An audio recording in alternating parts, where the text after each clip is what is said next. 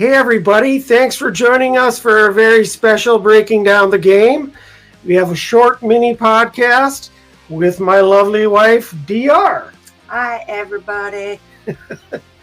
Well, this is my lovely wife, and I want to talk to her a little bit about living in Minnesota, being a Minnesota gal, and living with a crazy Packers fan. Yeah, because this week is Vikings week, and I thought this was an appropriate time to talk about this subject and bring in my wife. So I wanted to ask you, Dee R, about your Minnesota origins.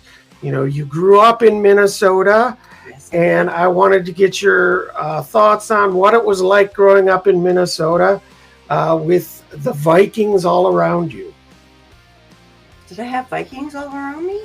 Well, living in an area where you're filled with Vikings fans. Well, I mean, it started out when I was very young. My dad would complain every single week about what losers the Vikings were, and they're never going to win. And as I've grown up, so I didn't care about the Vikings at all, because why bother? And I don't want to hear the bitching. As I've grown up, I see a lot of my friends on Facebook are still doing the same old bandwagon things. There are a couple that are very loyal to the Vikings, whether they win, lose, or draw. But for the most part, people complain when they lose only. And that's the only comments they make. Yeah, so they're somewhat bandwagon fans, you'd say. Absolutely. Always complaining. Yep. Fire the coach. Fire the coach. The quarterback. Fire the quarterback. Move him out of state. Yeah. Bring in Warren Moon. I ain't paying for a stadium up there in the cities up there. How much is gas up by you? Because that's a typical thing in small towns in Minnesota. They always want to know how much the gas is. How much is the gas in the Twin Cities? Yeah. But anyway. And then they'll tell you how they drove 18 miles to get cheaper gas. Yeah. Did you take Highway 21 over to County Road H? You sound more like upper Wisconsin people than you do Minnesotans, so you should probably stop. I can't help it. I was born and raised in Wisconsin. Well, there you go. That's what I'm always going to fall back to. But I'm the one with the accent? Yeah, we both do. Yeah. That's just upper Midwest accent. Yeah. So, Dee R, I wanted to ask you, what is it like living with a crazy Packers fan from way back when to now? What is it like? Well, way back when, it was a nightmare. And I was seriously considering my options to maybe move on because little TR here did not deal with loss very well. So he would normally go outside, lay face first into the ground for at least an hour and a half before anyone could touch him, talk to him, anything. So I was like, oh, is this a sign of like things to come? Like, I'm not going to deal with that. So, but as the years have gone on, I put up with him, and I'm so glad I did because he's awesome, as you all know. But as we've gotten older, he has settled down, takes the game a little less seriously, and tries to find the fun in it. And I have always said, and I will always say, you should have been a commentator on anything sports related, because he comes out with these comments about football. I don't know a lot about football other than like the Hail Mary and the I don't know, is there a dick pic or a TikTok? Well, Brett Favre did send a dick pic. Well, that's what you're thinking of. No. Well, this is not going the way. That's okay. Hey, it's okay. But anyway, he can come out with these, oh my God, he just threw the ball out of his back pocket and ended up in the corner of the dome. And it's like, what? And then the commentators will say the exact same thing. And I'm like, you're amazing at that. Because whatever. But anyway, we had a little setback a few years ago. Oh, yeah. with our Packer relationship. Well, let me preface this by saying it was 2014 NFC Championship game against the Seattle Seahawks. And about the time of the game when Morgan Burnett had the interception and the Packers seemed to have the game in hand, my lovely wife came in to my man cave. And that's our living room, Todd. Our living room, man cave, whatever. But anyway, where I was watching the game, and I told her the score and how much time was left, and what did you say? Oh, there's no way they can lose now. So, we all know our history and what happened from that point on. The Packers took a shit, they lost the game, and the Seahawks got to go to the Super Bowl. So, for about a week after that game, I blamed her for the loss as the jinx. Yes, it's true. So how do we handle that nowadays? I stay in a closet until the game is completely over. I don't comment. I don't say a word. I don't. Just nothing. Well, when you're an intense fan, I guess, the game is so important to you, and maybe I still take it a little serious, but I hope I continue to get better. Oh, really? We're still working on that? I'm always working on it. Oh. You can never stop working on the type of person you are. Well, no, I agree with that. I just don't know that you can work on it anymore for being the Packer fan that you are. And that's why I just now avoid you. I still love you, but I avoid you when it comes to that. I appreciate you for giving me that consideration in that space to do what I need during the game. Yeah. So. Yeah. And if he wants to go out and lay in a snowbank right now and, 20-degree weather, more power to you. Not going to be doing that anytime soon. No. But me and Dee R had the opportunity to go to a couple games over the years. Yep. I went to so many games growing up and over the years, but we got to go to a couple games, and I wanted to ask you and get your thoughts on what was it like to go to a Packers game at Lambeau Field? How would you describe it? Very overwhelming, but also probably one of the best, coolest experiences I've ever had in my life. I mean, the camaraderie between not only the players and the coaches, but within the fans, even if you were a fan from the opposite team, which I have never been, I'll let you know. But I mean, it was just amazing. The people in front of you that you high-fived and clicked your drinks together, they're your best friends forever, even if you never see them again. I mean, it's just that kind of feeling. And it absolutely is the best people watching experience I've ever witnessed. Yeah. So anyone who hasn't been to Lambeau Field, it essentially is like a big party. Yes. It's like a big cookout. Right. Right. And I don't even think, of course the game is the main thing.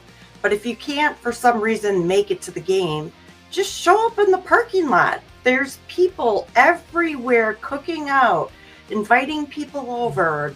It's just amazing. Yeah, and that's something that I don't know if a lot of other fan bases around the NFL get a chance to experience. That type of family feeling, the party it is. Yeah.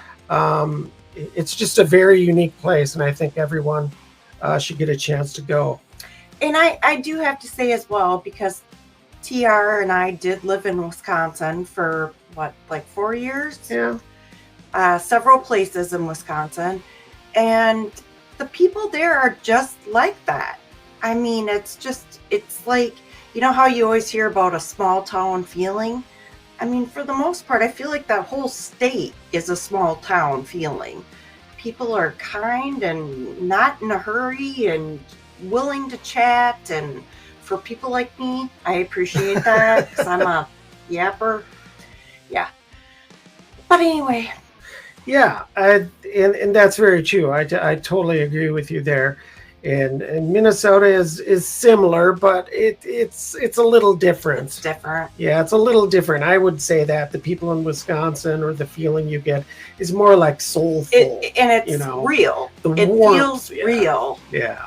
I'm not saying all of Minnesota, just Sure. The parts of Twin it. Cities, the Twin big areas. Cities, yeah. But yeah, one of the games we got to go to was A Day Before Christmas in 1996. And it was the Packers against the Steelers.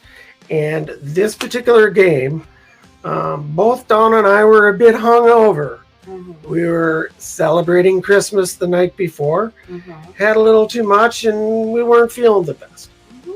But anyway, I'll let you describe your experience at that game. Well, I sat in the bathroom pretty much the whole time because I was scared I was going to throw up on the people in front of us. And I didn't think that would leave a very good impression. No. And I was freezing cold, very ill prepared for the game. It was a very cold game. And so I just kind of sat around in the bathroom, made friends, put my feet up to the Hand dryer? hand dryer. Really? Yeah. I took my feet out of my boots and had them up there, and nobody seemed to think it was weird that I was laying on my back. In the middle. You know, I mean, it's just kind of a place where you were always going to fit in, no matter what you were doing. That I didn't know. I never knew you were doing that. But if anyone remembers that game, this is the game that the Packers had to beat the Steelers to get into the playoffs. And if they lost, they weren't going to make the playoffs. And one of the last plays of the game, the Steelers were driving, and they threw a pass into the end zone, a perfect pass to the Yancey Thigpen in the end zone. And for some reason, out of nowhere, like the hand of God came down and made the ball go right through his hands. So he dropped the pass, Packers win, the place erupts. I turn around, I'm looking for my wife, trying to give her a hug, and she was nowhere to be found. Because I was in the bathroom. She was in the bathroom.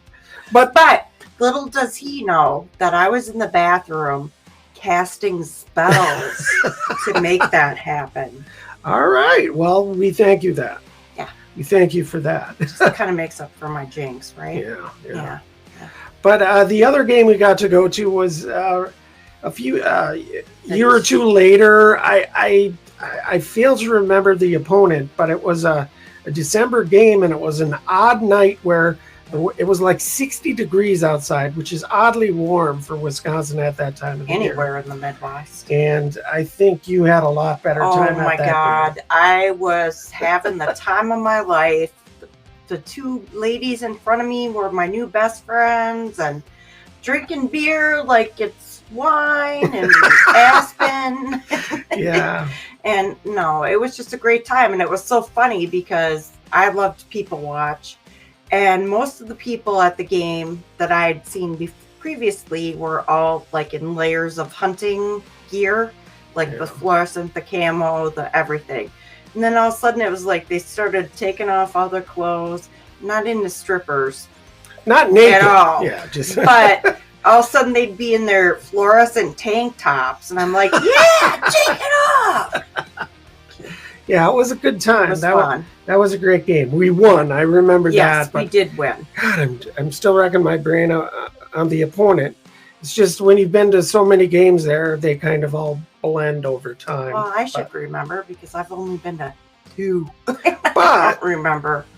You were spending more time watching people and hugging your new friends than watching the game. But well, that's I was okay. also waving to the players and giving them my advice on how to proceed with the game, which I think they really appreciated.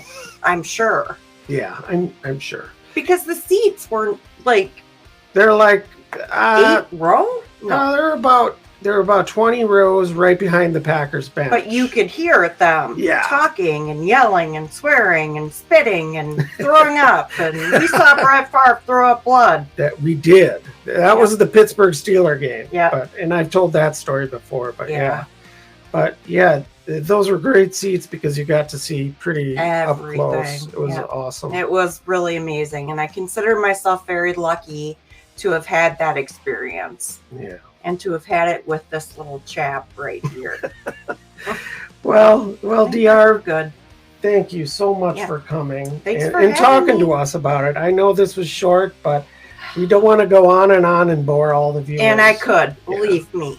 You don't need that. Yeah, we could tell stories forever, but let's save some of those stories for another time. You can come on.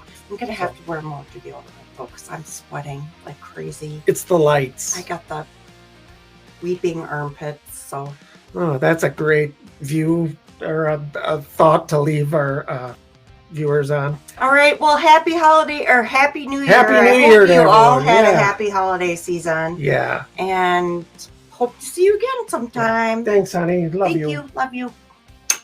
Bye-bye. Bye.